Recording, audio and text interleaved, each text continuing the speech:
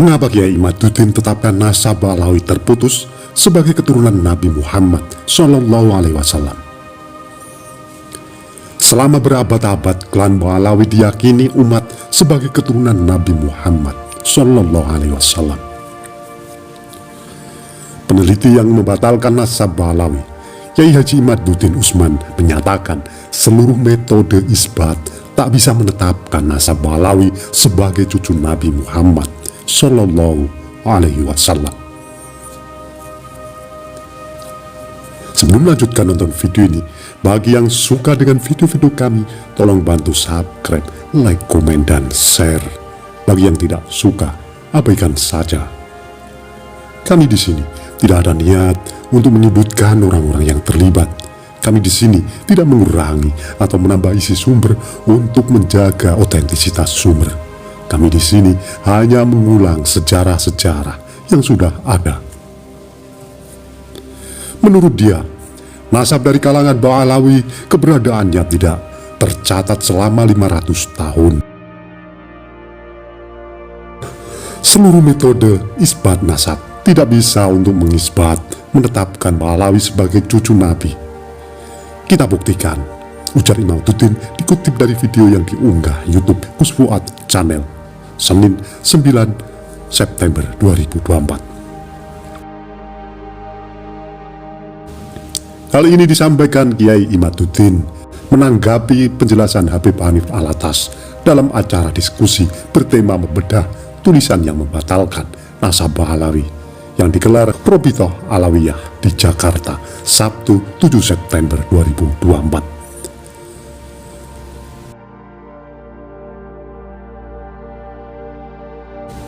Pertama, Kiai Imaduddin menunjukkan bahwa isbat nasab itu adalah birukah dengan adanya kitab.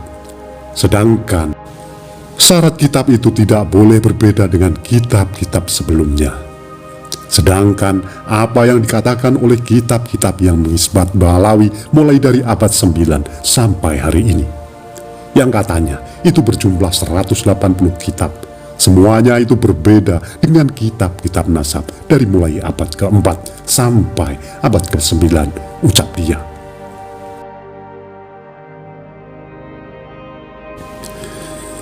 Pada abad ke-10, lanjut dia, baru ada kitab nasab yang menyatakan bahwa Ubaid atau Ubaidillah adalah putra Ahmad bin Isa, sebagaimana klaim keluarga Habib Ba'alawi. Namun, kata dia, sebelum abad itu tidak ada satupun selama 550 tahun yang menyatakan bahwa Ubaid ini sebagai anaknya Ahmad. Maka metode kitab nasab tidak bisa untuk mengisbat Ba'alawi sebagai cucu Nabi, kata Imaduddin.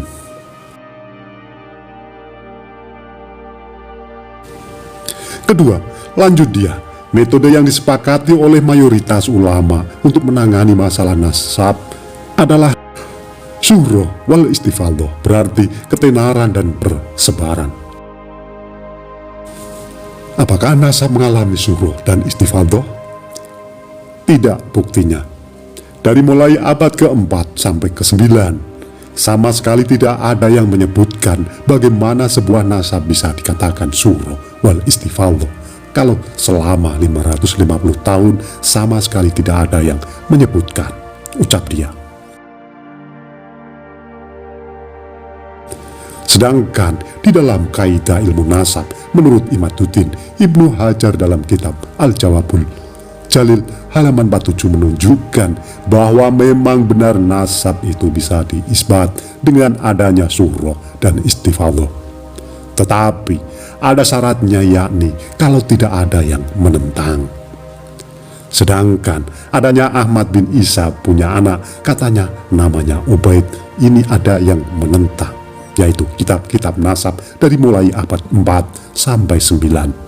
Tidak ada yang menyebutkan sama sekali Ahmad bin Isa punya anak namanya Ubaid, dan tidak ada yang menyebutkan Ubaid punya ayah namanya Ahmad bin Isa, jelas Imaduddin.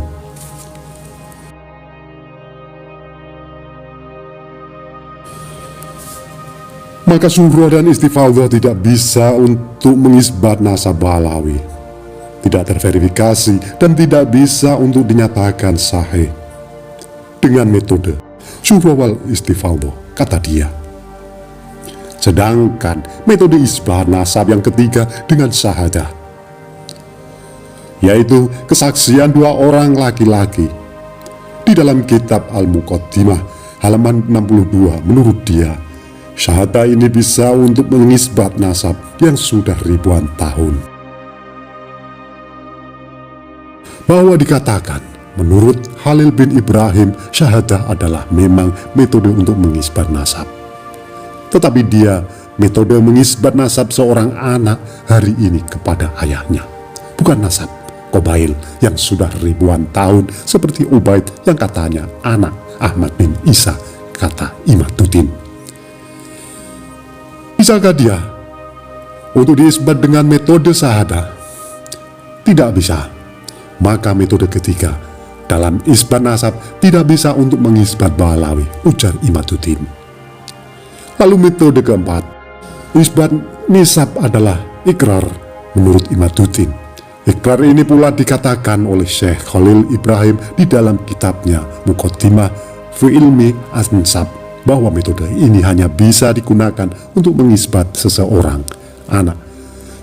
anak yang ada hari ini kepada ayahnya, yaitu diikrar oleh ayahnya. Dari 4 metodologi mengisbat nasab ini, tambah dia, satu pun tidak ada yang bisa untuk diterapkan untuk mengisbat Ba'alawi.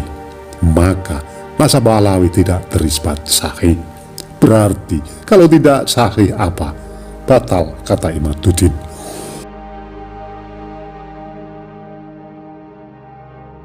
Beredar secara viral saat mantan Mufti Agung Mesir, Syekh Ali Jum'ah,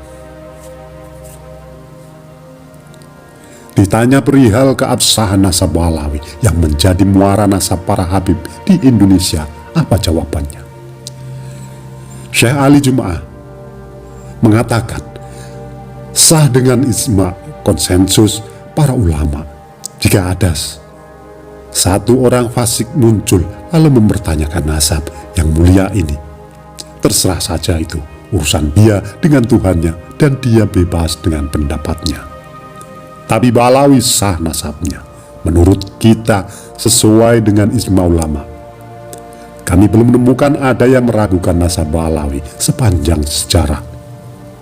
Kalau dikatakan kakek moyang mereka tidak ditemukan di kitab fulan, atau kakek mereka tidak ditemukan di kitab fulan yang lain, kami katakan urus saja hidupmu dan teruslah duduk dengan selalu merasa ragu. Hasbunallah wa ni'mal wakil. Maka ucapan seperti ini yang meragukan nasab yang sudah jelas suatu kebodohan dan hanya Allah yang lebih mengetahui. Pendapat Syekh Ali Jum'ah ini sejalan dengan apa yang disampaikan Imam An-Nabhani dalam kitab Riyad Al-Jannah. Dia menyebutkan sebagai berikut: sesungguhnya para sahadat kita Ba'alawi telah berijma umat Nabi Muhammad SAW di seluruh masa dan daerah bahwa sesungguhnya mereka termasuk dari paling sahihnya nasab ahli bait Nabi, dan paling tetap pangkatnya, dan paling banyak ilmunya, dan paling banyak ilmu, amal, keutamaan, dan akhlaknya. Dan mereka semua dari ahlu sunnah wal jamaah mazhab Imam Syafi'i.